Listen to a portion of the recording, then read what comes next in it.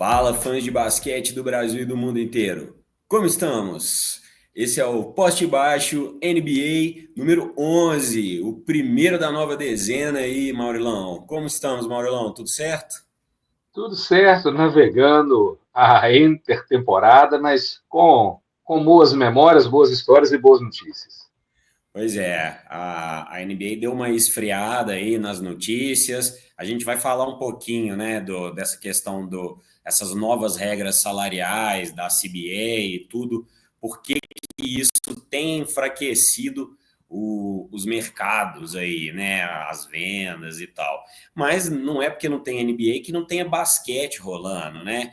A gente vai ter aí no final do mês o basquete de seleções, então vai ter o Eurobasket. A gente fez um episódio com o Vinícius do Tabela de Ferro. Se você não ouviu, tá no feed do Poste Baixo FIBA, que é o que virou o Poste Baixo NBB, que a gente fazia junto aqui com NBA, né? Então, dá uma olhada, veja lá o conteúdo. Tem a Copa América também, então tem a seleção brasileira, vai ter a Copa América disputada na Nicarágua. Então vai ser bem interessante. A NBA dá uma acalmada, mas basquete está rolando e o poste baixo fica em cima aí. Então vamos lá, Maurilão. A gente tem algumas poucas coisas para comentar sobre a contemporaneidade aqui da NBA. E mas Mas antes, antes, mas antes, é isso. Temos historinha? temos historinha. A historinha de hoje é com um cara que ele era o bullying personificado na NBA, Charles Oakley. Não confundir com Charles Barkley. Charles Oakley, The Big Oak. Jogou no Toronto, jogou no Chicago, jogou no Knicks, que foi onde ele fez a melhor época da sua carreira. E pra vocês entenderem quem que é o Charles Oakley é um cara que ficou sabendo que o Dennis Rodman, depois que ele aposentou, estava num dos restaurantes dele, pegando comida dos pratos dos outros, foi pro restaurante, tirou o Dennis Rodman pela gola do casaco e jogou ele no chão. Era um cara famoso por estapear os colegas de time, e era um cara que, quando foi técnico, falou: olha, eu não quero ninguém com toalha na cabeça. E o Gerald Wallace, que era a estrela do Bobcats na época, pôs a toalha na cabeça e ele falou: cara, tira. Eu não vou tirar. Ele, beleza. Chegou no vestiário, os jogadores tiveram que segurar para o técnico não dar uns tapas no jogador. Esse é o Charles Oakley. Mas o caso que eu queria contar dele, ele estava em Toronto, e o Mark Jackson, outro senhor armador que também jogou nos Knicks, entrou em quadra com ele e o Oak falou para ele, falou: cara, tá vendo aquele cara do outro lado? Era o Tyrone Hill. Falou: tô vendo. Ele me deve grana. Falou: tá, mas e aí, o que você vai fazer? Não, espera. E aí, cara, o jogo rolando, o outro time atacando, de repente o Oak atravessa a quadra e o Mark Jackson: cara, onde é que você tá indo? E ele vai, chega pro Tyrone Hill e fala para ele: cara, qual que foi a última coisa que eu te falei que eu ia fazer com você se você não pagasse minha grana?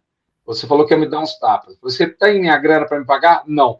Pô, estapeou o cara no meio da quadra, no meio do jogo, e tomou uma técnica porque o cara estava devendo dinheiro para ele.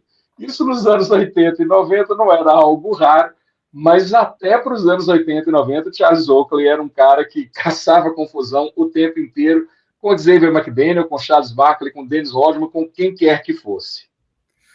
Ah, muito bom, muito bom. Maravilhoso aí. Não sabia dessa história.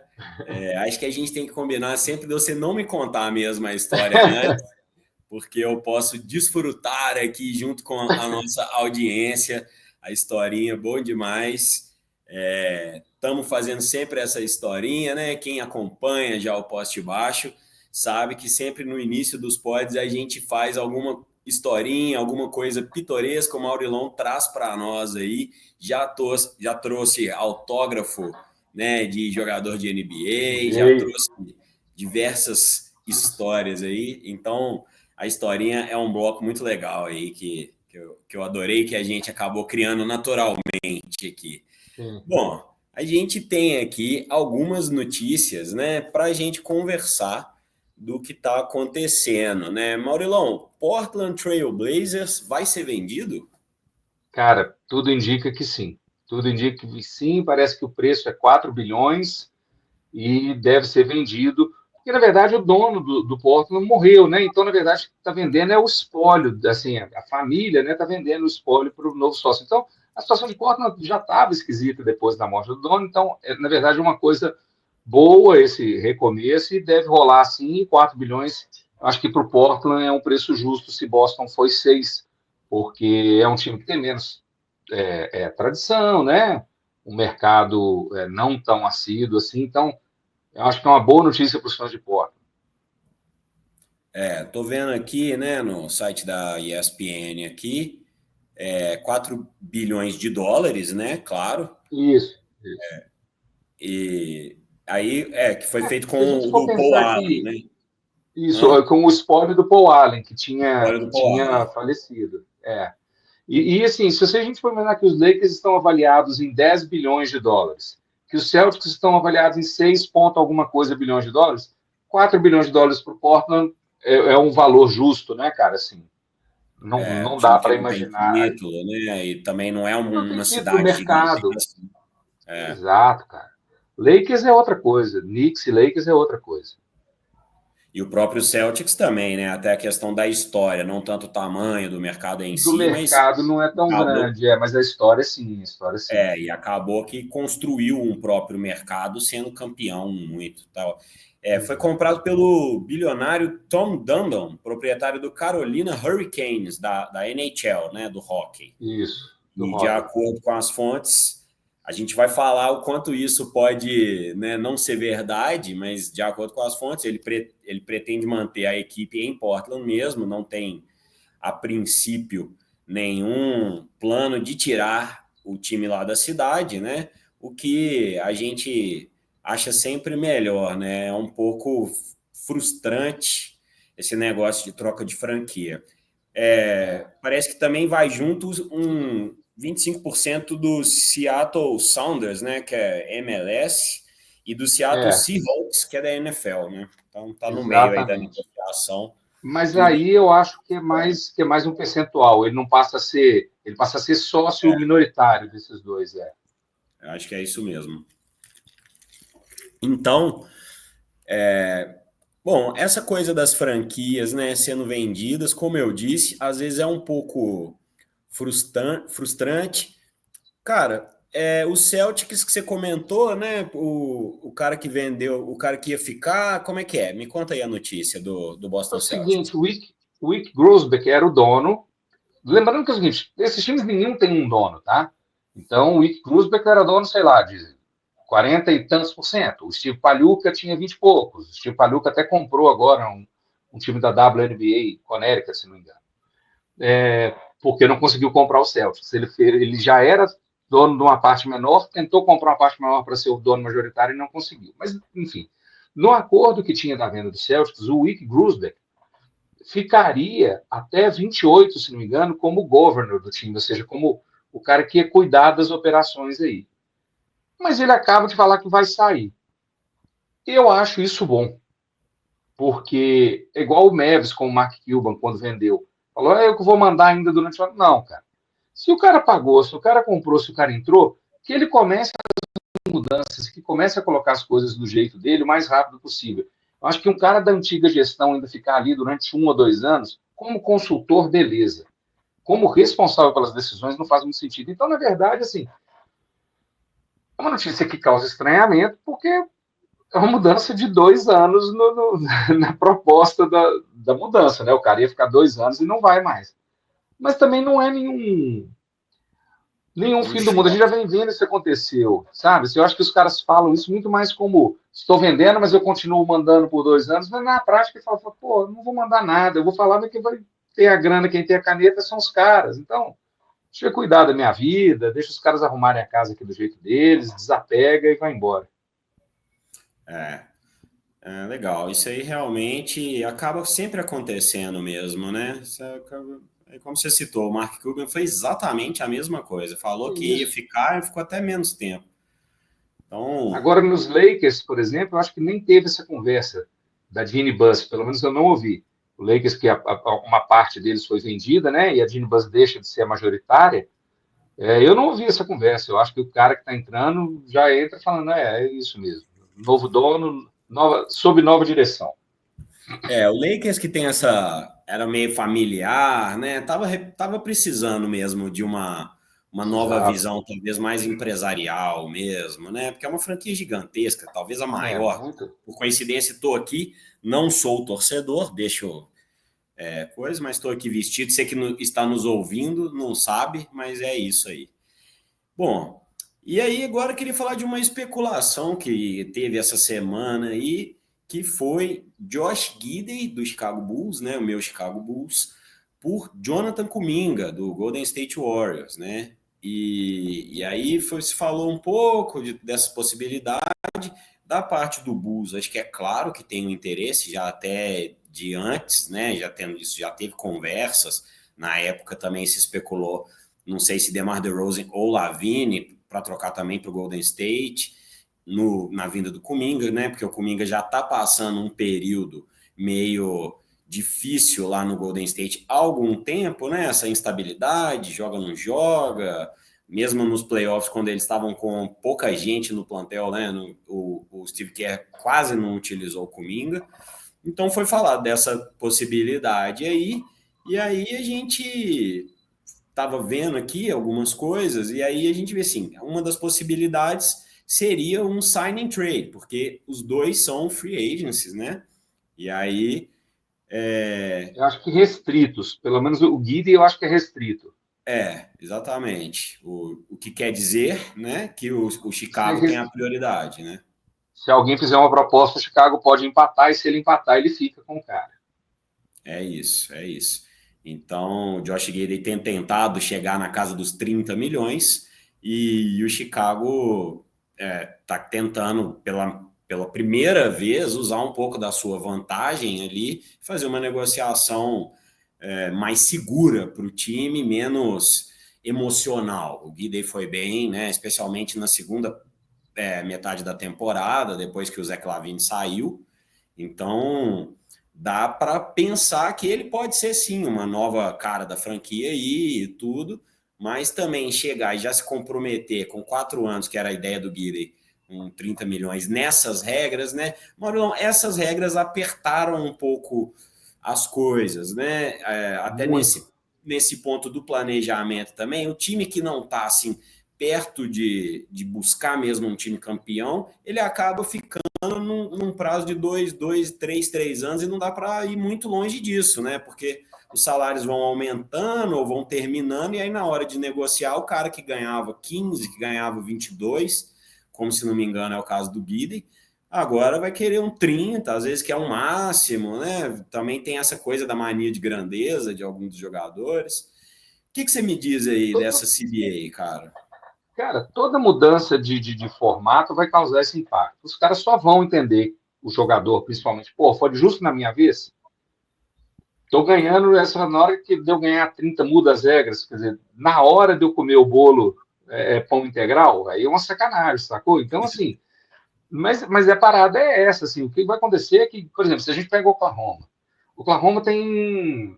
Outro dia eu vi um cálculo muito interessante, assim, por exemplo, no Filadélfia, Embiid e Paul George representam 70% da folha. A sorte do Philadelphia é que ele pegou 2 drafts muito bons recentemente. Isso pode ajudar. Mas e o time que não pega? E que está com a folha comprometida, assim? E que se for pagar, tem o que eles chamam de repeaters tax. Se for pagar repeaters tax, ferra os caras. Ele não pode mais trocar, ele não pode draftar, não pode trocar draft. Ele não pode trocar jogador. No caso de estourar o teto, né? Quando passa estourar o teto e aí, se você passa um tanto, tem umas punições. Se passa um tanto a mais restrito ainda, né? Se você repete, mais restrito ainda. Então, a verdade é que os times vão ter que, na minha opinião, vão ter que começar a entender um formato igual do... O New York faz isso muito bem. O Brunson, você vai ganhar um pouquinho menos, os outros caras vão ganhar aqui, nós vamos montar um timaço. O Oklahoma, você tem Chet Holmgren com salário de calouro, o J-Dub com salário de calouro, você tem o Sean, o Shea com um salário alto, mas você consegue ainda administrar ali. Então eles têm uma janelinha um pouco maior, porque eles têm muito jogador novo. Mas os times que não têm muito jogador novo, tipo o Celtics, eles tiveram que fazer uma mudança drástica. E é isso. É, a tendência dos times vai ser todo mundo ganhando, mesmo as estrelas ganhando um pouco menos, ou você tendo estrelas ganhando muito e uma base muito jovem. Porque você não vai conseguir mais fazer um time com 4 estrelas que nem Boston fez. É, A não ser que o cara aceite corte, entendeu? Porque e não é senão o time nem não. assim, 4 estrelas igual do Boston, aquelas 3 do Miami, hoje em dia realmente está muito difícil. E não dá nem para você conseguir fazer as estrelas de casa mais, porque é isso que eu estou dizendo sobre esse prazo mais curto, né? No caso do Chicago Bulls, você tem ali um Kobe White, que teve um destaque nas últimas 2 temporadas, começou a crescer. E aí você tem agora o Josh Giddey. O Bulls se comprometeu mais uma vez burramente com o Patrick Williams, então fez 4 anos ali também 15 milhões por ano, um jogador que rende baixo. Então, são essas decisões vão, às vezes, erros até que parecem pequenos inicialmente, Faz uma e no diferença fim vão fazer enorme. uma diferença. E no caso do Chicago, que é um time que nunca passou da taxa também, nunca pagou essa taxa. As regras eram diferentes antes. Sim. Os times não eram punidos com coisas quase esportivas, com relação a trocas, com relação a isso, né, Marlon? E essa é uma regra que surge muito por causa do dono do Steve Ballmer, dono do Clippers. Porque o que acontece é o seguinte: punição com grana para ele, qual que é a graça? Esse cara fatura em, sei lá, um mês a compra do Celtics, 6 bilhões. Então, tomar multa para ele, uma multa de 10 milhões, então não é o que impede o cara de fazer. Então, eles tiveram que migrar para essas dúvidas, para essas punições, justamente para impedir que um cara chegasse com muita grana e montasse um super time. Ah, nós estamos multando. E o cara, multa, manda mais. Tá de boa. Vou trazer o LeBron agora, porque quero. Entendeu? Então, assim, eu entendo as regras para os super estrelas não vai fazer diferença, você não vai deixar de pagar o Tatum, o Doncic, o Jokic, o Yannis, você não vai deixar de pagar esses caras. Você vai perder no resto, mas esses caras te vendem camisa, te trazem ingresso, um monte de coisa. Mas o ruim é isso. O cara que vinha ganhando falava, tira o ano, agora é a minha hora de faturar. Cara, não é. E a gente está vendo o Kuminga nessa situação, o Guidi nessa situação, o Al Horford, que está pensando até em aposentar, porque não vão conseguir chegar no que ele queria, o Celtics não consegue, entendeu? Assim, é isso, o jogador da meiuca vai ter aí, claro que se CBA muda, pode ser que ela mude daqui a 10 anos, 6 anos, então assim, mas eles vão ter um período aí de se adaptar e entender, cara, seu teto é esse, infelizmente, a não ser que você vire super estrela, tipo foi o Shea, né, que teve um começo de carreira em que ele não era super estrela e virou, se não for igual o Shea, se acostuma com isso aí, que você é meio de carreira, que não é ruim, né, cara? Se você acostumar ganhando 12 milhões por ano, a expectativa de ganhar 30 fica parecendo pouco, mas US$ 1 milhão por mês, cara, não é algo que eu recusaria hoje, não, viu? É, realmente, né? A gente vai falando de valores aqui. Se imaginar tudo em nota de 100 empilhado, a gente não consegue nem, enfim, saber o tamanho que isso ocupa, né? De todo jeito, acho que vai ser difícil, né, essa troca sair. Acho que o Giddey também tá bem em Chicago. Essa situação do Kuminga, eu acho que o Steve Kerr conduziu mal, né? Deixou a coisa de se desgastar até o limite. Acho que ele realmente não quer continuar lá, né? E aí vai ser aquela situação meio Jimmy Butler, né? Ele tá ali, mas não quer estar tá ali. E aí fica complicado, né? E aí você vai fazer uma troca até para não perder esse cara, porque senão quando o contrato acabar, esse cara qualquer outro time pega sem você ter ganho nada. Então, como ele é restrito e ainda tem mais um ano, eu acho que até o final do contrato dele, eles vão trocar ele por alguma coisa para ele não sair simplesmente com nada, entendeu? É. Mas assim, o cara já falou, ele prefere aceitar a proposta mínima e fazer um ano só para depois procurar mercado do que aceitar uma oferta meia boca que vai prender ele 2, 3 anos num time que ele não está gostando. Então passa um ano com oferta meio ruim para ano que vem tentar ganhar mais de outro time. Qual que é o problema? O Kerr não gosta dele, ele provavelmente vai ter pouco espaço para mostrar o talento, né? Tá Mas, cada vez enfim, se desvalorizando mais, né, nessa situação, cara. é o contrário do Jimmy Butler, que já era o playoff Jimmy. Então ele pôde fazer aquilo tudo que você sabia, Você já conhecia o valor dele. Então, é diferente aí, né, cara? Mas é isso. Regras do jogo, né?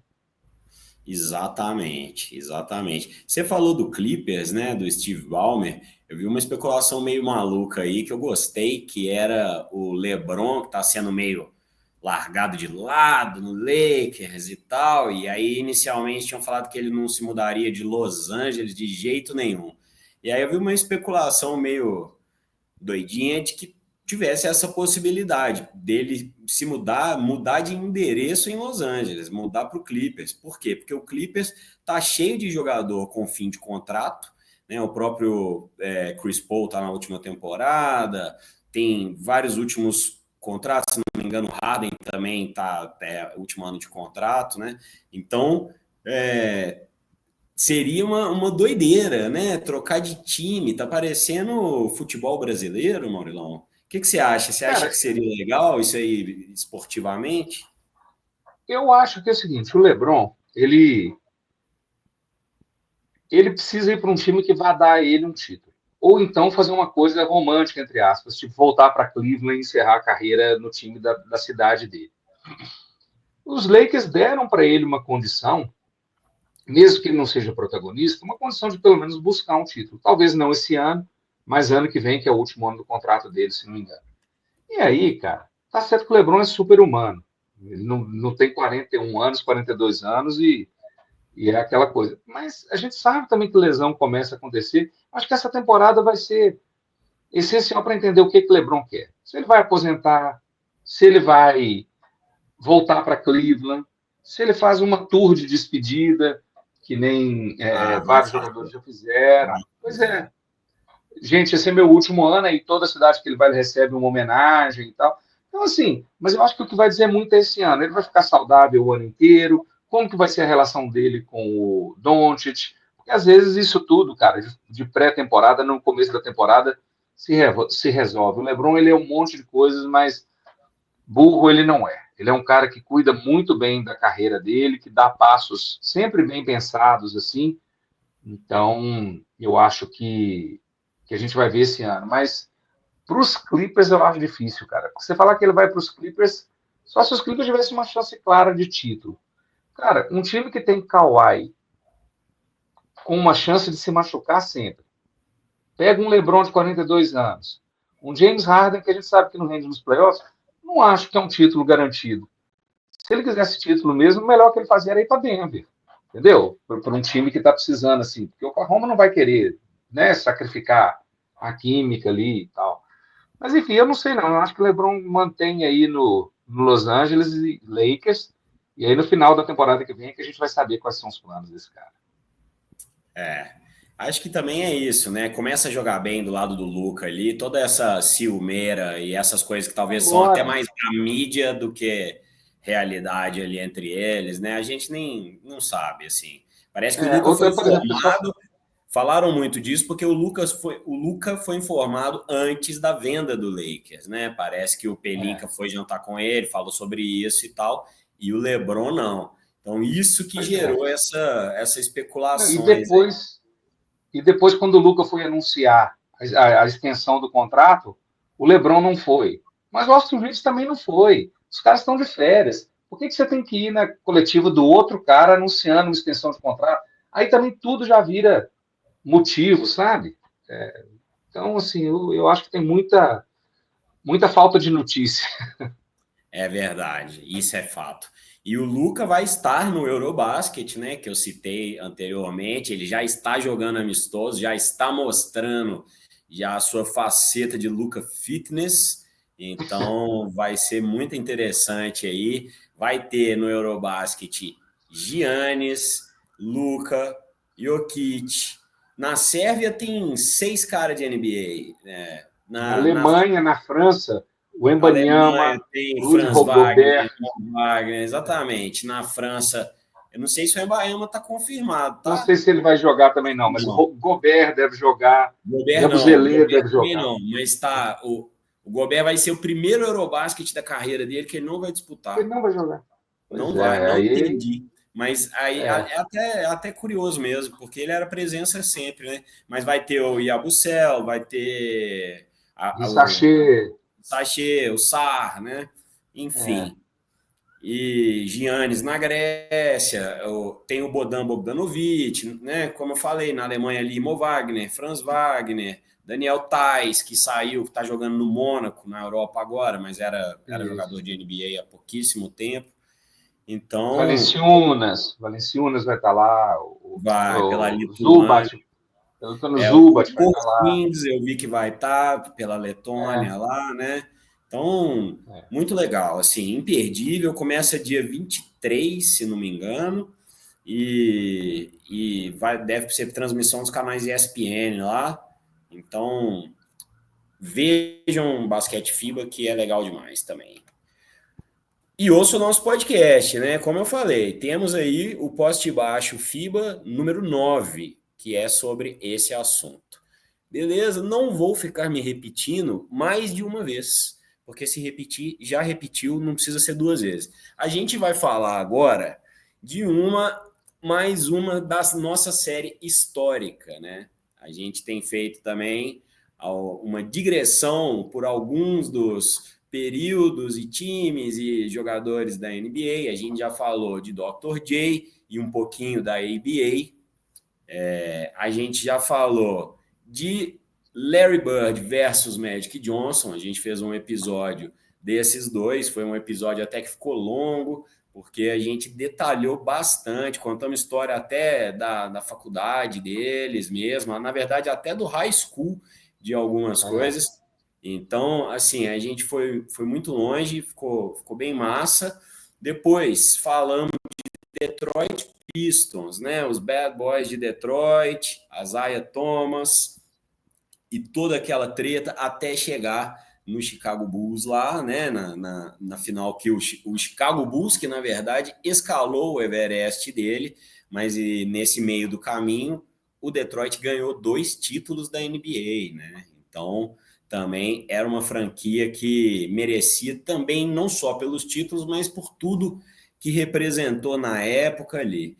E hoje a gente vai falar, se você está nos ouvindo, você não vai saber, mas se você está nos assistindo, tem uma pista discreta aqui no cenário de quem a gente vai falar, de qual time a gente vai falar. Chega de suspense, vamos falar de Seattle Supersonics.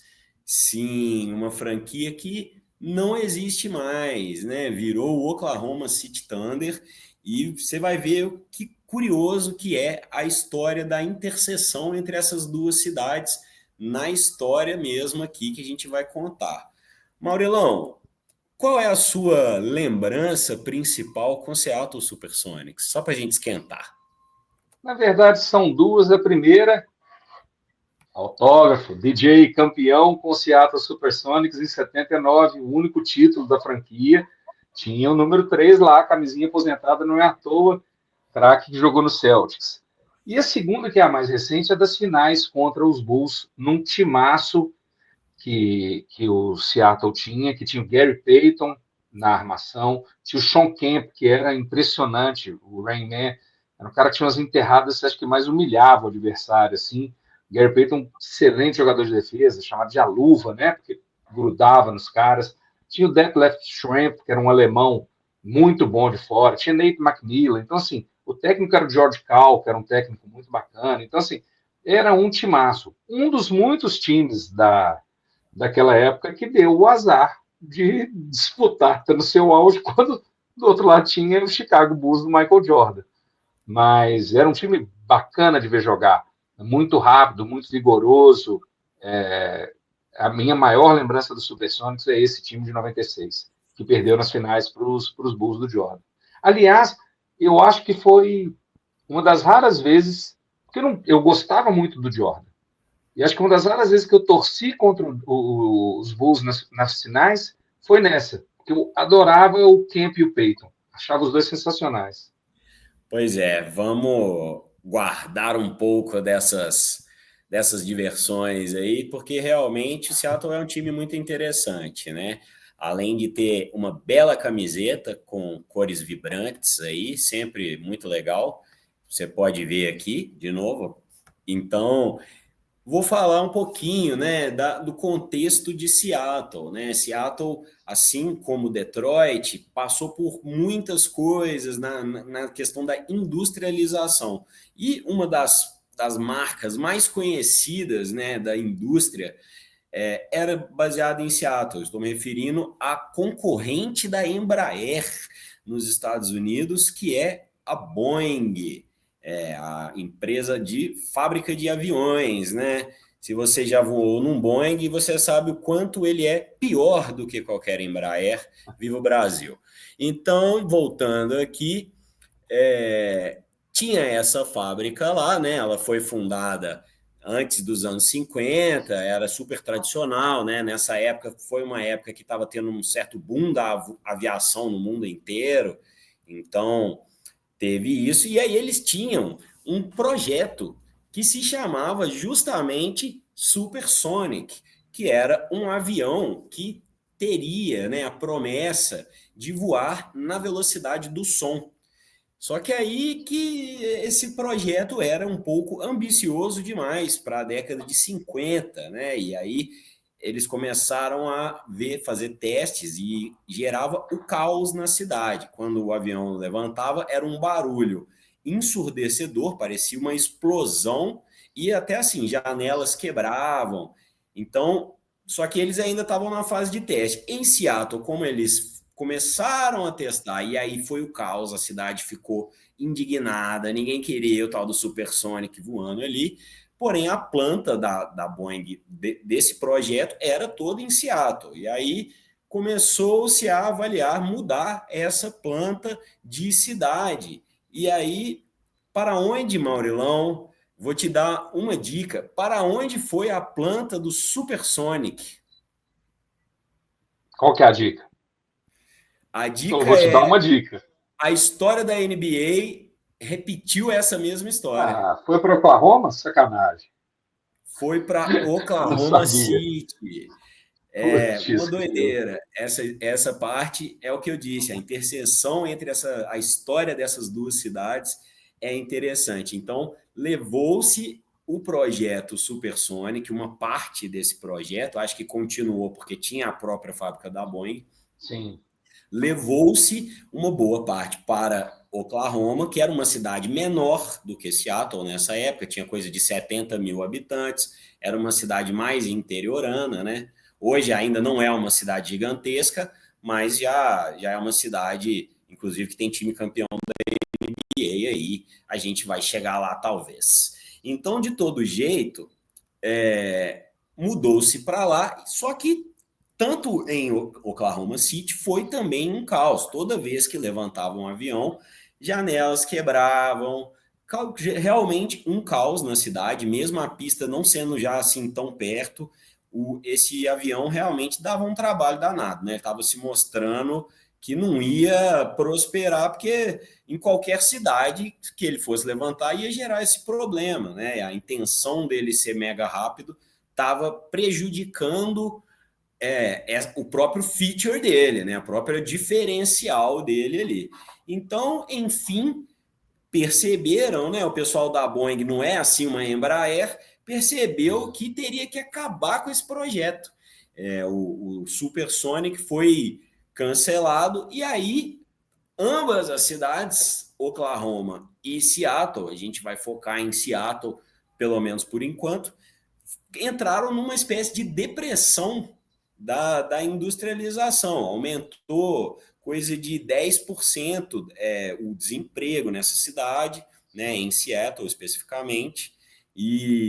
Assim, teve uma época que eles colocavam outdoors perto de aeroporto, assim, ó, o último que sair apaga a luz, o último que sair de Seattle apaga a luz. Entrou uma bad vibe danada em Seattle. Então, passou por isso, já teve essa interseção. E aí, só que aí é que vem, porque assim como o Detroit Pistons, né, de certa forma, o basquete, que nessa época não tinha o hype nem de longe que tem hoje, vinham com uma frente assim para dar uma animada na cidade, né? Às vezes a cidade estava meio caída, igual lá em Detroit, né? Eu falei das fábricas que também saíram de Detroit, e aí, de certa forma, no caso de Detroit, e depois no caso de Seattle, já nos anos 90, outro ponto de refresco foi a música, né? A gente citou alguma coisa de música de Detroit, se você não ouviu o nosso episódio até o final, perdeu. Então, surgiu ninguém menos do que Seattle Supersonics, Maurelão, na temporada de 67. Até queria comentar aqui, porque a NBA surgiu em 46, né? Na Isso. temporada de 46, 47, com 11 times. Na temporada de 66, a NBA tinha 10 times. E olha que curioso. Sabe quem estava na divisão do Oeste? O St. Louis Hawks, né? Que depois virou o Atlanta Hawks. Atlanta. O Detroit Pistons e o Chicago Bulls. Porque tanto Detroit quanto Chicago estão no chamado Midwest ali, né?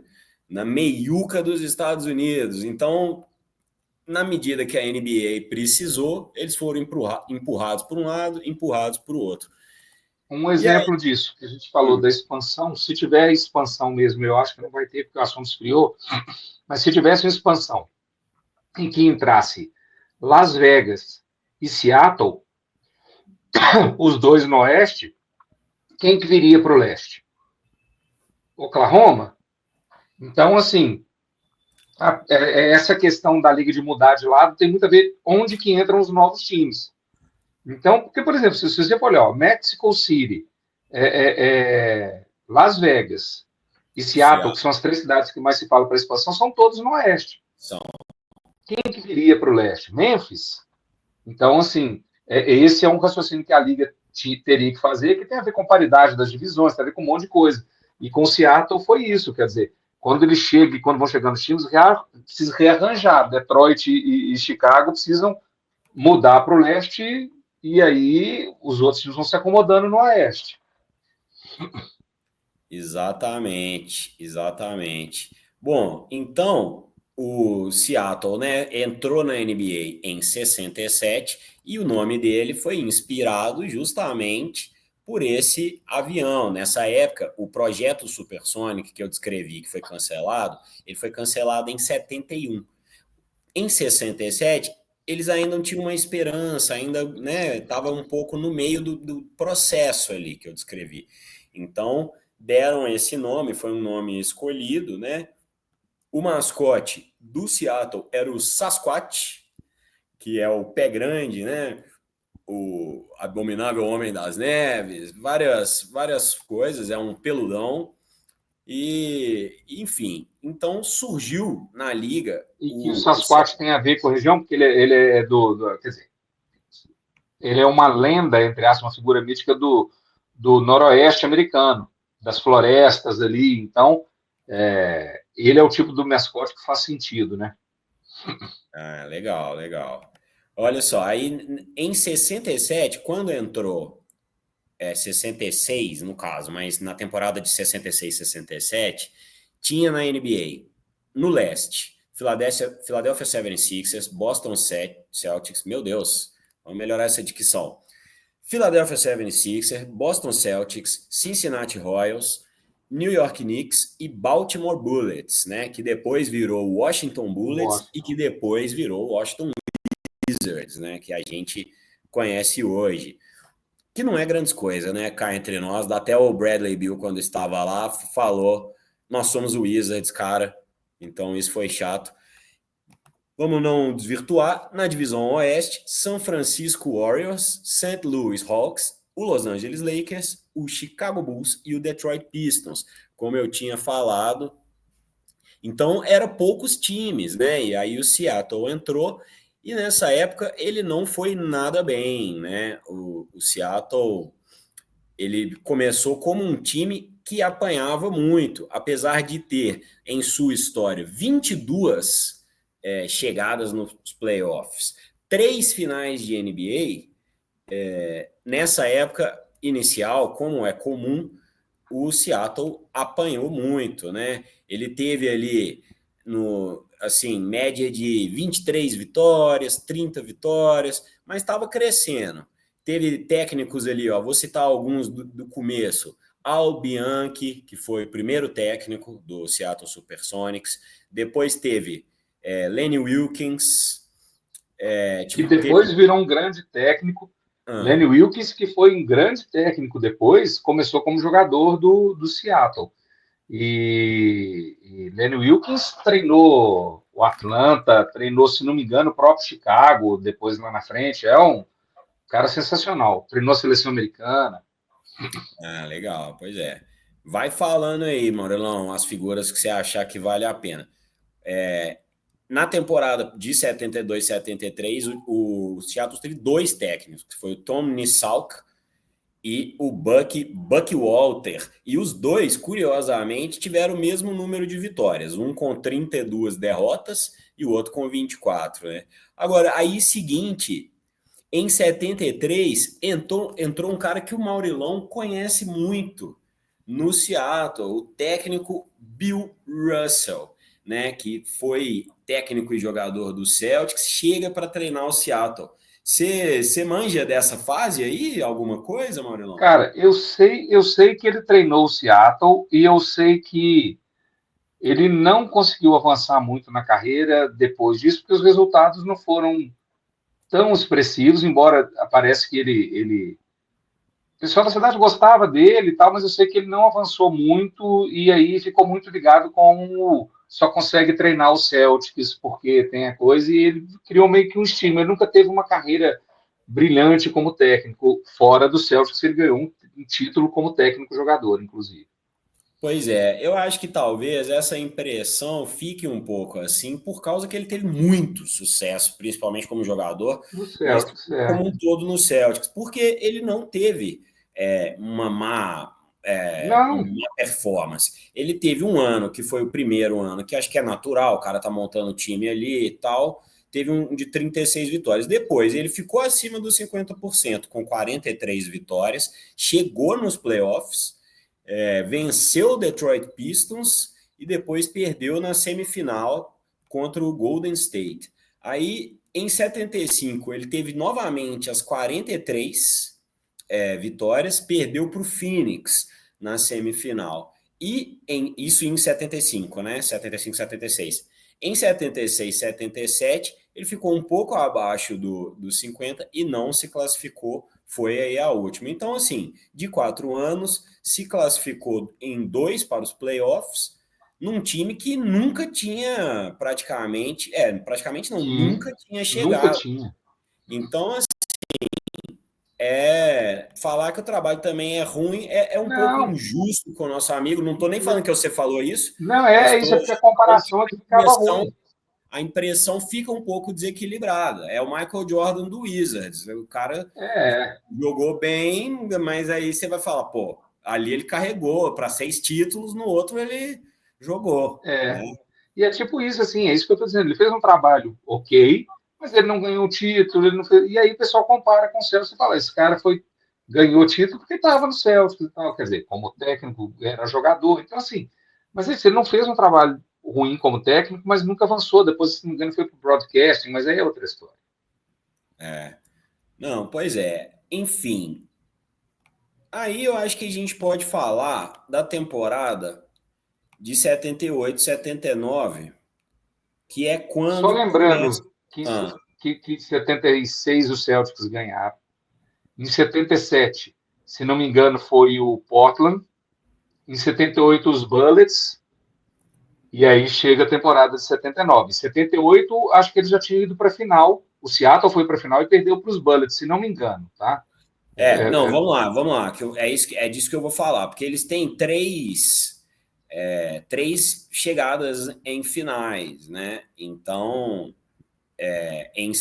na temporada de 77, 78, eles chegam na final e perde para o Washington Bullets, né? isso.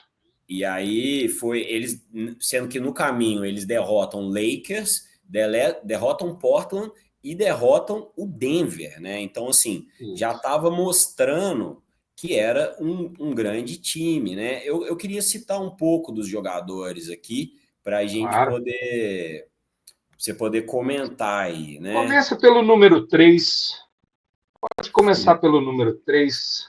Quem é o número 3, ô Maurilão? DJ Dennis Johnson. Só que eu acho que nessa temporada, Não, 79 só. Ele só jogou 79, se não me engano. nessa temporada, ele começa com o número 24. Olha aí, que Ah, é. controvérsia. Ele começa com. Ele é um Eu shooting não guard. sabia. Quem é Dennis Johnson, cara? Fala para mim, assim, um pouco Dennis da Johnson, história sem fora do Seattle, do Dennis Johnson. Dennis Johnson é um armador que você olhava para ele e achava que ele estava fora de forma, você achava que ele era lento, mas era um cara que tinha um arremesso de meia distância tremendo, passava muito bem a bola, um cara que organizava muito o time e frio pra caramba. Esse cara ganhou um título com o Celtics ao lado do Bird, né? Mas ele já tinha sido campeão em Seattle. Então ele vai para o Celtics numa troca muito inteligente, inclusive, em que o pessoal achava que ele já estava acabado.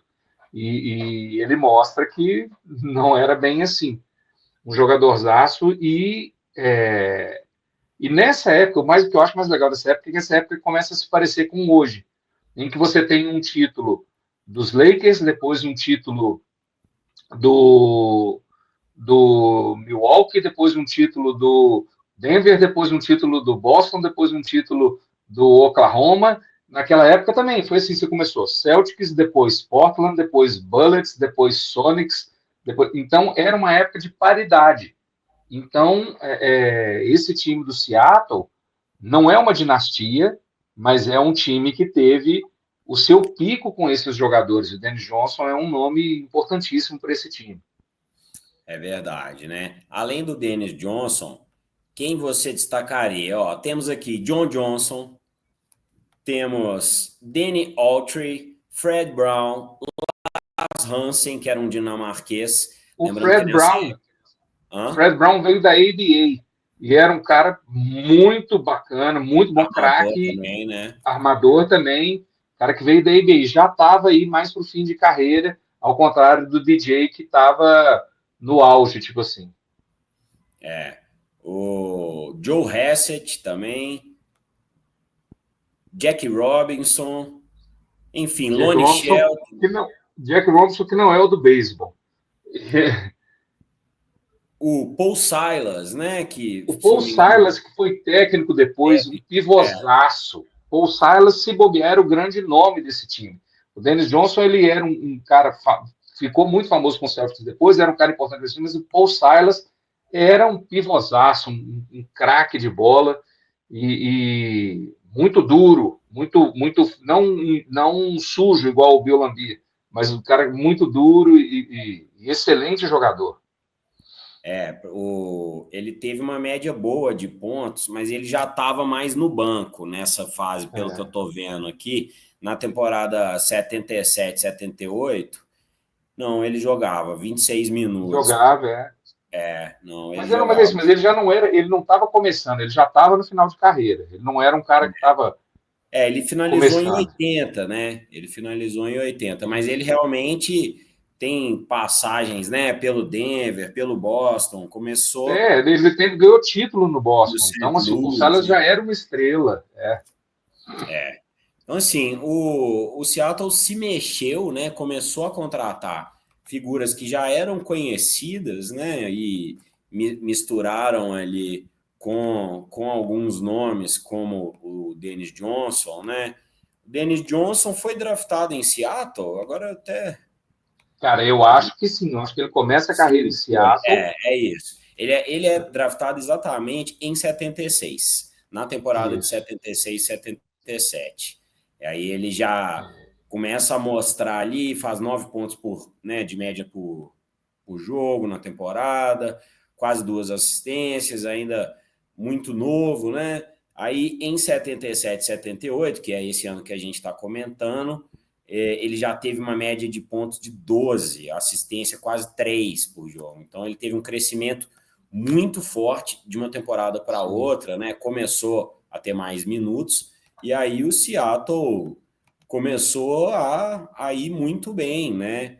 E aí, em 78, 79, acontece mais ou menos a mesma história. Eles vencem o Lakers na semifinal, né? No caso, estou me referindo ao Seattle Supersonics, né? Ele vence o Lakers, depois vence o Phoenix e pega novamente o Washington Bullets, né?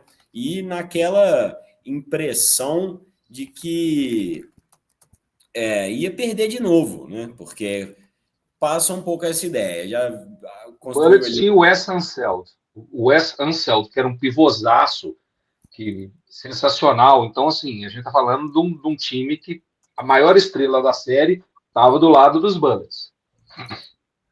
É isso. Dos Bullets, né? Bullets. Isso. Então, tô pegando aqui alguns dos nomes, né? Ó, esse time dos Bullets, ele tinha, vamos ver aqui, ó. Wes Unseld, O Wes Unseld, pivô, né? Que fez que era o faculdade em Louisville.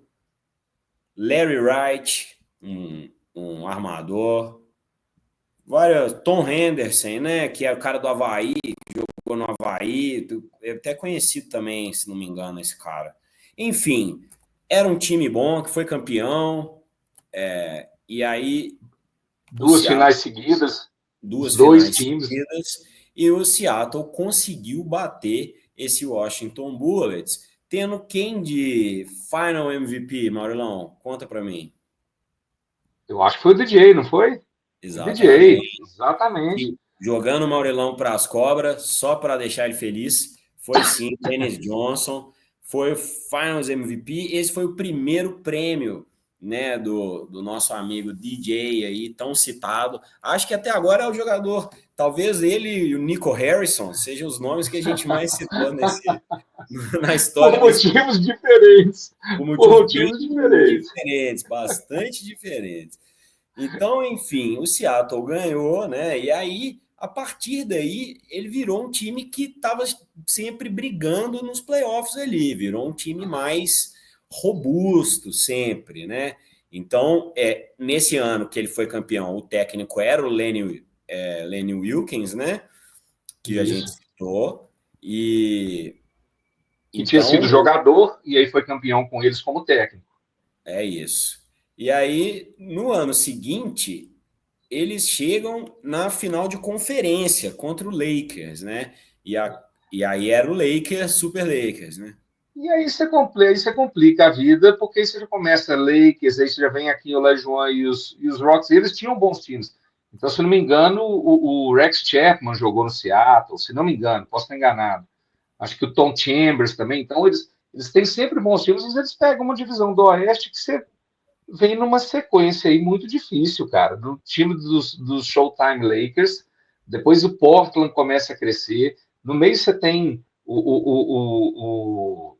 como é que chama? O Houston de Akin Olajuwon e Ralph Sampson. Então vai ficando difícil para eles se destacarem aí. Pois é. Então, em 80, eles chegam na final de conferência. Em 86, também. Perde para o Lakers, né? Mais uma vez. Então, eles vão chegando no playoff várias vezes. Chega em 87, chega em 88. E vão indo. E até que aí chega a famigerada década de 90, né? Que aí é isso. Em 90 eles perdem para o Portland, né? E era esse timaço do Portland, né? Clyde Drexler, Terry Porter, era timaço. Duckworth no pivô, Jerome Kersey, timaço. Pois é. E aí é isso que você estava falando mesmo. Eles chegam na final de conferência novamente, dessa vez contra o Phoenix, não, ó, perderam a final de conferência para o Utah em 91, 92, que era já aquele Utah do Stockton, né? Malone Stockton. É.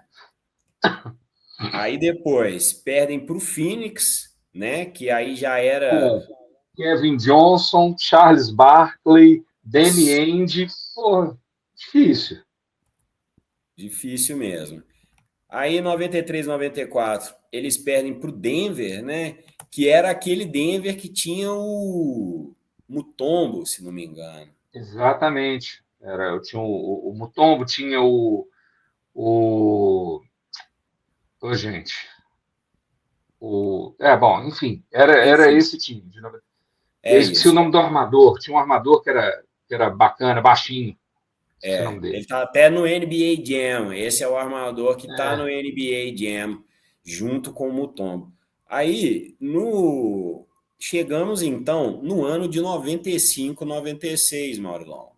Esse ano é um ano legal, né? A gente pode ficar feliz de falar dele. Eu, principalmente, no caso, que torço para Chicago Bulls, é, mas foi o ano que aí realmente, assim, eu vou falar o nome de todos os jogadores e aí depois queria que você destacasse aí. Vou pela ordem que o uhum. Basketball Reference está me trazendo aqui, ó. Vincent Askew, que é um shooting guard. Frank Brickowski, um pivô. Cheryl Ford, shooting forward, né, um ala. Hersey Hawkins, armador. Irving Johnson, pivô, né? Que Não você é o me Magic. É outro, né? Ele, inclusive, não tem o A no Irving, é só Erving. Hershey Hawkins era um cara em fim de carreira já aí nessa época, excelente jogador, ultra no jogador, mas já no finalzão de carreira, fim do banco e tal. Pois é. Aí chegamos aqui num tal de Nate McMillan, que também Que era depois armador. virou armador, depois virou técnico, jogadorzão, um dos caras bons de bola de três que tinha naquela época, disputava inclusive os torneios de bola de três de All-Star. Bom armador mesmo. Pois é, ele era técnico do Atlanta Hawks, né? Foi Até duas técnico do Hawks temporadas depois, acho que atrás. foi técnico de alguns times, é. Acho que ele foi técnico do Cleveland também, se não me engano. É. Enfim. E aí temos outro power forward aqui, outro não. Temos um power forward, o grande cara Shawn Kemp, né? Esse ficou The muito Rain conhecido. Man. Você já lembra bem dessa final? Você assistiu? Lembro, Como é que era a sua assisti experiência de NBA total. nessa época, cara? Não, assisti total. Assisti inclusive na casa de um amigo meu ali na Floresta. A gente já tinha saído da faculdade, né? Então, assim, ia para casa dele para ver jogo e tal. Então, já é uma outra experiência de sentar e torcer tomando cerveja. Então, já era diferente. E essa final era o seguinte: a gente tem que lembrar que esse foi o ano de retorno do Jordan, retorno à temporada Exatamente. inteira. Então, quer dizer, a Exatamente. gente tinha acabado de ver 2 anos em que o Rockets ganhou. Um ano o Jordan foi eliminado pelo Orlando, porque entrou no meio Que da ele temporada. deu a desculpa no The Last Dance que o corpo estava formatado para o beisebol. Aquecendo, exatamente.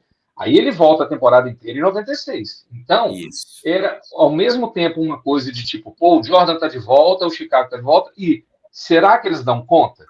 Porque esse Agora, time do Seattle Maurilão, era um timaço. eu tenho uma informação que foi uma especulação na época, porque nessa época aí a gente está prometendo para entre nós aqui, não tanto para a audiência, fazer um episódio do Chicago, mas nesse período aí teve uma especulação que poderia mudar tudo aí nisso que a gente está falando, nessa final, né, de 95 96, que é o quê? Na temporada de 94 95, o Scott Pippen briga lá em Chicago. Ele fica puto com o Jerry Krause, né? Ele tem aquele azar de assinar um contrato muito longo e Isso. baixo, né, no início para garantir ali e depois ele vai se tornando ali, né, o segundo cara, uma grande estrela, né, um cara sem dúvida nenhuma na lista entre os maiores da NBA. Só que Time de All-Star todo ano, time de All-Defensive todo ano, fracasso, tá louco. média altíssima de pontos em todas as temporadas, né?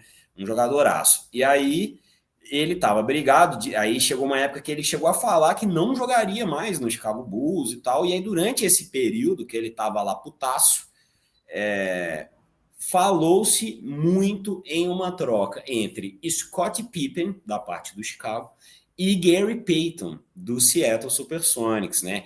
Que era o cara que a gente nem cheguei nem a citar ainda aqui, o grande armador, mas que era, na verdade, um grande defensor, né, Maurilão? Assim, Era eu a te luva, interrompi The na hora do Glove. Shawn Kemp, Então, conta para nós aí de Gary Payton e depois de Shawn Kemp. Opa, tá me ouvindo?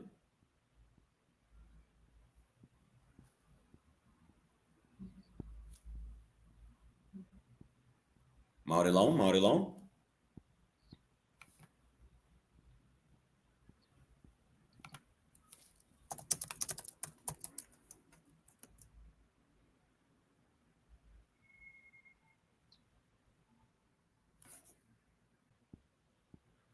Beleza, vou até fazer a introdução de novo.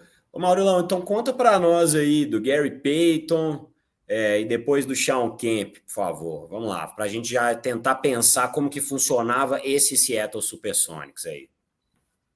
Cara, o Gary Payton, que é pai, obviamente, do Gary Payton II, né, que jogou, foi campeão com o Warriors, ele era o chamado de The Glove, a luva, porque ele grudava nos caras e não saía de perto. Era um excelente jogador de defesa. Mas não era só isso, cara. Ele era um cara que infiltrava muito bem, que passava muito bem. Era um cara que fazia muitos lobbies com o Shawn Kemp, que em uma época de grandes caras enterrando a bola, ele talvez fosse o cara que enterrava que mais humilhava o adversário, assim, no sentido de enterrar na cara e o cara cair, ele apontar, e tem uma enterrada famosa que ele caía e aponta assim para o cara no chão. Então, assim, ele é um monstro. Então, ele era um time muito perigoso nesse sentido, porque tinha dois jogadores, as duas estrelas eram muito boas na defesa e no ataque. E aí, como eu estava falando, a dúvida era: o Chicago chega com a força que a gente conheceu em 91, 92, 93, ou esses anos de 94, 95 diminuíram? O Pippen está insatisfeito? Será que ele vai continuar na química com o Jordan? Não vai querer ser o protagonista? Então tinha essa dúvida. Embora o Chicago tenha feito um bom playoff, o Seattle também. Então a expectativa era: será que o Jordan perde a primeira final de NBA dele? Será que. E é o que eu estou dizendo, eu gostava muito do time do Seattle. Mas não tinha jeito, cara. O Chicago chegou. Vamos tentar detalhar aqui um pouco dessa final pro nosso. Rapidinho, se você quiser acabar com o elenco do coisa, o Nate McMillan tinha o Detlef Schrempf, que eu acho que você não falou ainda. Não falei. Tinha que era um alemão. Steve Scheffler, Sam Perkins, né? Que também a gente. Sam Perkins, o pivôzão, que depois jogou nos Lakers muitos anos e que nessa época era novo e tal. Canhoto. Ele é parente do Kendrick Perkins? Deve ser. Eu acho que não. Não sei, eu acho que não. Ele era canhoto, era um cara que começou com essa coisa de arremessar de fora dos pivôs, né? Começou, mas ele fazia isso. Legal. E aí temos Eric Snow, David Wintergate e Detlef Schrempf, né? Um ala, um shooting forward aí. Muito bom. Detlef Schrempf era muito bom, um arremesso muito bom. Então você tinha o Nate McMillan e o Detlef Schrempf com arremessos bons, o Gary Payton muito bom na defesa e o Shawn Kemp, que era o cara que, bicho, destruía no garrafão. Então, assim, e o Sam Perkins, que era um pivô novo, mas que era um bom pivô e tal. Então, esse ali que era um bom time e realmente tinha essa dúvida, assim, como é que o Chicago volta para as finais contra um time jovem e bom desse jeito. Pois é. Eu tô vendo aqui, ó, o primeiro jogo foi 107-90. O Shawn Kemp fez 32 pontos. O Jordan, 23. E o Dennis Rodman, 13 rebotes. Todos os jogos, o Dennis Rodman fica acima de 10 rebotes, cara. É impressionante. No segundo jogo, ó, o segundo jogo já foi um pouco mais apertado. Foi 92-88, Chicago Bulls, com o Dennis Rodman pegando nada mais, nada menos do que 20 rebotes. Cara, impressionante, né? Impressionante. Aí o jogo 3, Chicago Bulls... Peraí, rapidinho. O que acontece, uma coisa tão importante quanto os rebotes, é que o Rodman era o cara que ficava no Shawn Kemp. E ele começa a entrar na cabeça do Shawn Kemp. Você pode ver, o Shawn Kemp deve ter feito uma quantidade boa de pontos também nesse segundo jogo, eu não vou me lembrar. Mas ele já começa a sentir a pressão de ser marcado pelo Dennis Rodman. Porque isso te desgasta não é só fisicamente, não, cara, é emocionalmente. Pois é, tem dois. Aqui no Basketball Reference, eu tô meio ruim aqui na tecnologia, mas tem dois empatados que eu acredito que é o Shawn Kemp e o Michael Jordan com 29. Os dois fizeram 29 É pontos nesse isso. jogo. O cara fez E o, 32 no primeiro jogo, 29 no segundo. Você vê que ele teve uma excelente série, mesmo com o Rodman marcando. exatamente, exatamente. Aí o Chicago abre um 3-0, né? Que aí realmente a casa do Seattle já estava parecendo que ia cair mesmo. O Jordan, nesse jogo, mete 36 pontos. Foi 108-86. Esse foi o jogo que o Chicago mais se distanciou, né? Esse foi o Então, jogo que a série acabou. Porque quando estava 2-0 para Chicago, você ainda falava, beleza, vai voltar para casa de Seattle. E na época, não sei se você lembra, era 2-3-2. aham, Então, os dois primeiros jogos em Chicago, depois três em Seattle. Então, a expectativa era, pô, a gente teve jogo apertado, o último jogo foi apertado, o Seattle ganha o próximo em casa, se ele ganha mais um, a série está empatada.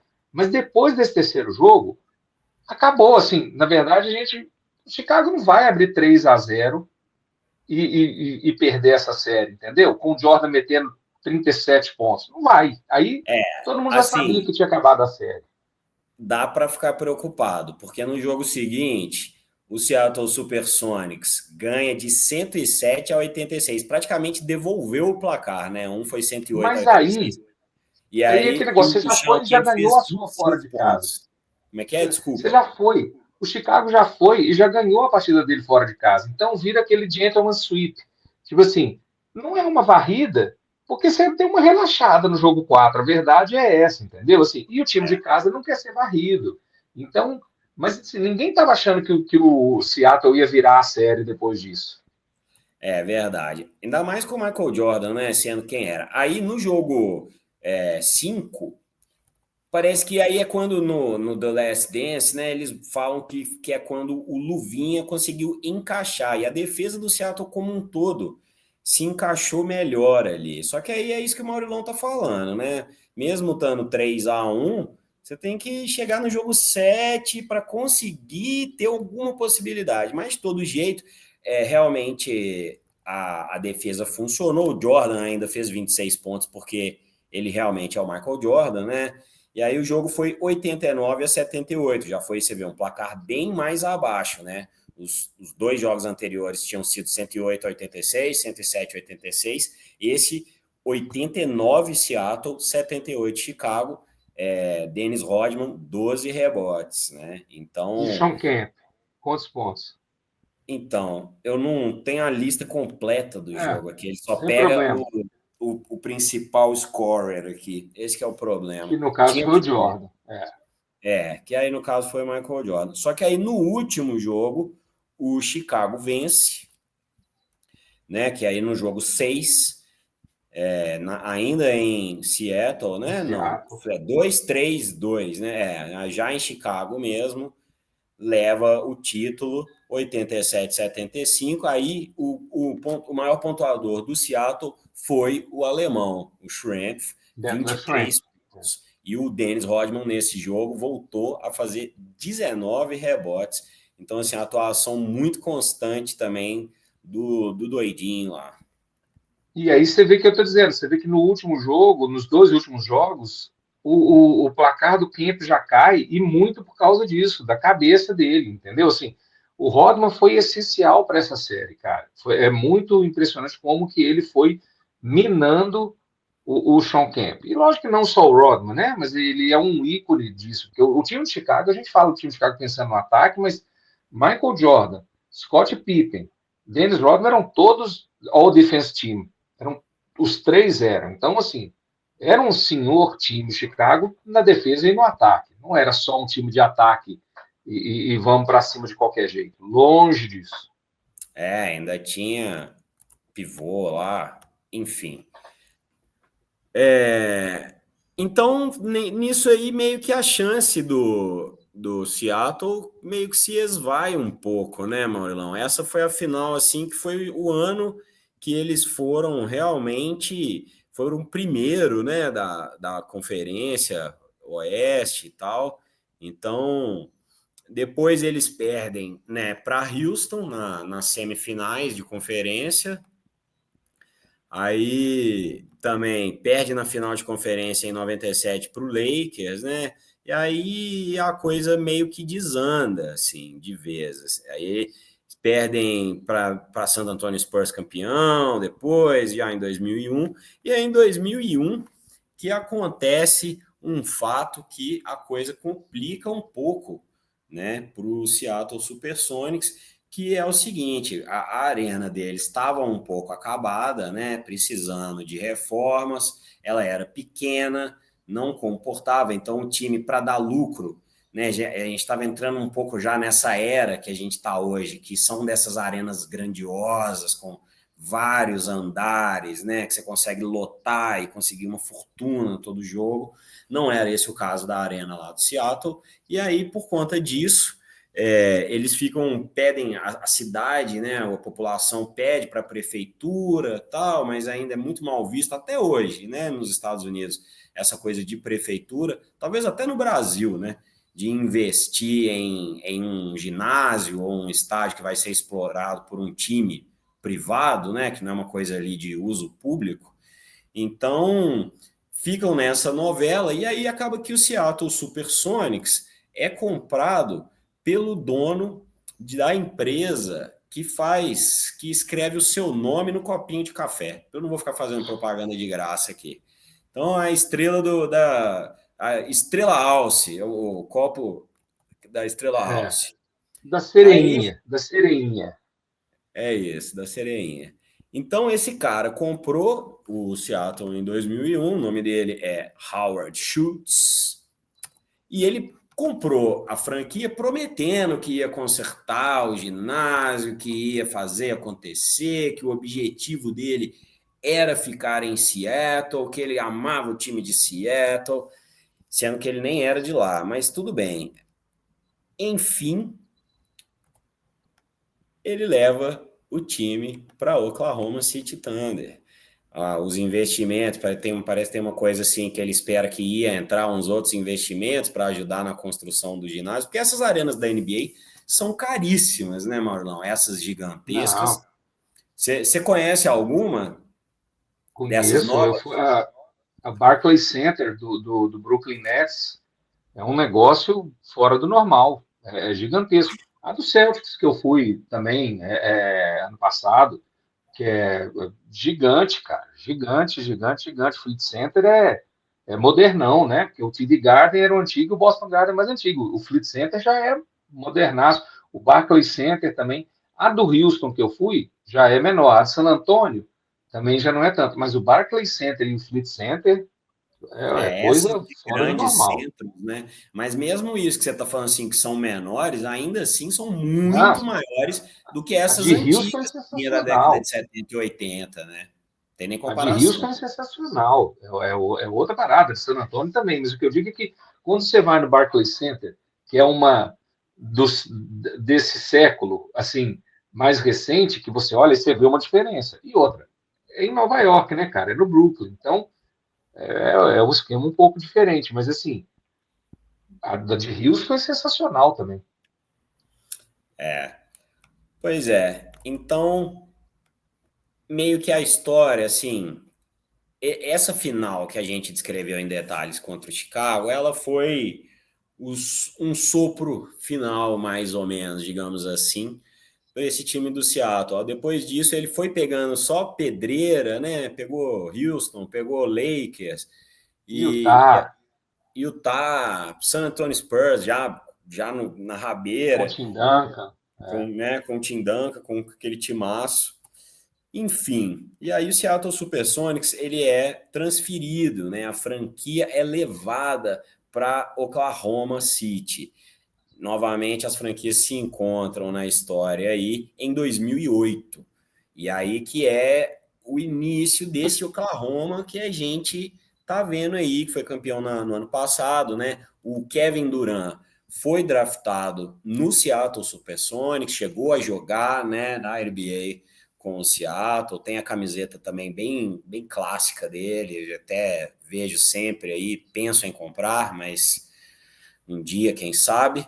Então, isso que a gente está falando é um pouco da história atual da NBA mesmo, né? A história, a gente não vai detalhar a história do OKC aqui agora, mas aí foi a origem do time do OKC que acabou sendo, né? O time lá de Westbrook, de Harden, né? Que depois viraram grandes estrelas aí da NBA, né? O que você me diz aí, Maurilão, assim, de palavras finais sobre o Seattle Supersonics? Você gostaria de ver o Seattle Supersonics de volta, cara? Cara, tem um documentário muito legal no Basquetebol 2.0 que conta essa história. E aí é muito legal. E uma das coisas que eles falam é que a última temporada foi muito melancólica no Seattle. O time não estava bem e tinha uma dúvida, porque tinha Save Our Sonics, que era um movimento para manter o time na cidade, e um movimento público dizendo: eu não vou pagar para manter esse time aqui, e o Howard Schultz vendendo o time para um grupo que o primeiro cara que se apresenta diz: eu conheci minha mulher aqui em Seattle, eu não quero tirar daqui, mas por trás dele tinha só empresário de Oklahoma. Então, assim, ela é uma. O pessoal não foi no último jogo achando que era um jogo de despedida. Não estava muito claro. Eles estavam achando, não, mas às vezes vai reverter, às vezes vai ficar aqui, às vezes vai. Então, assim, não houve uma despedida da cidade. A cidade não chorou o luto, sabe? Não teve o velório. Simplesmente foi Do dia transferido. para a Então, eles noite, o seu time ali deixou de existir. e tudo já falando, vai ser transferido. Os caras, mas será que vai? Não, não vai. Não, mas o cara falou isso. Não, mas então não teve aquele negócio tipo assim, vamos todos nos. Então, eu acho que ainda tem isso, que a cidade não conseguiu dar tchau pro time dela como deveria. Eu gostaria muito de ver o Seattle de volta, mesmo que não fosse Supersonics, que fosse outro nome, mas que voltasse a ter um time de basquete. Eu acho que isso está cada dia mais difícil. Essa conversa teve muito forte alguns anos atrás, agora o assunto deu uma esfriada.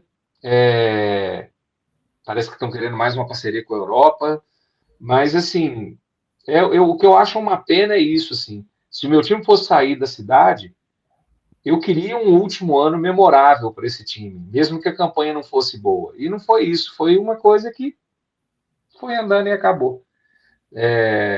Mas é isso, um time que tem um título, um título numa época de paridade, então um título ganho sem essa dinastia, né? Sem essas coisas assim, tem o seu valor. Foi a três finais, tem craques marcantes e que infelizmente some da história da NBA, né?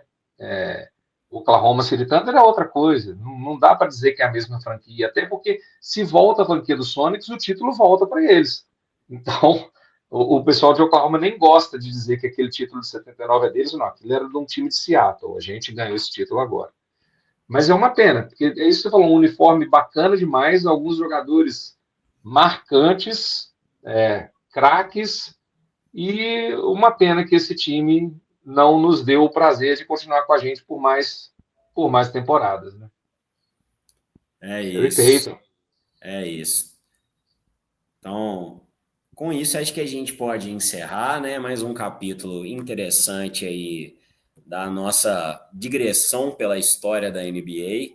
Se você chegou até aqui, deixa um comentário. Eu cheguei. Pode só escrever isso, que é para a gente incentivar as pessoas. E aí, para a gente incentivar, eu trouxe uma surpresinha, porque eu e Maurilão, a gente gosta muito de música.